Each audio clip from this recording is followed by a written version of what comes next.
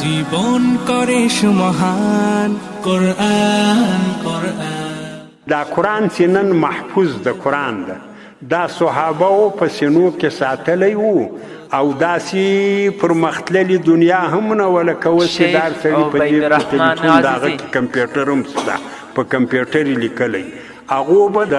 خورماو پر پاڼو باندې لیکئ بیا به له ځان سره ساتئ هغو به پر سپینو ډبرو لیکئ له ځان سره به ساتئ هغو به پر څرمنو لیکئ له ځان سره به ساتئ دا هغه قرآن ده چې صحابه و یاد کړی ده بیا یې د یاداشت دپاره پر ډبرو د خورما پر پاڼو پر څرمنو باندې لیکلی ده بیا د صدیق اکبر رضی الله عنه په خلافت کې ټول را یو ځای سوی ده یوه ځای دا کار صحابه وکړی که صحابه په دې کیسه کې غفلت کړی وای نن به ما ورته لکه یهودو نسوارا دی وای د یوه کلي به جلا قرآن وای د بل به جلا وای د بل به جلا وای ته دا نسوارا ورته ورسه دا پرمختللې دنیا ده دا د تیاري جوړوي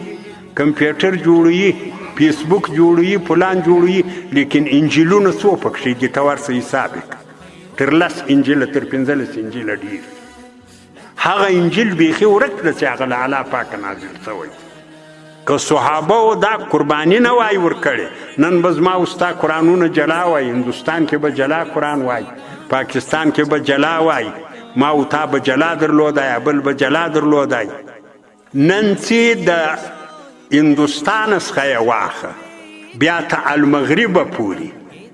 هر مسلمان ته چې ورسي په کور کې دغه قرآن پروتي بل نسته یو ټکی هم له دغه بدل نه شیخ عبید الرحمن عزیزی داسې یې قرآن موږ ته وساتئ یو ټکی هم بدل نه کړه یو ټکی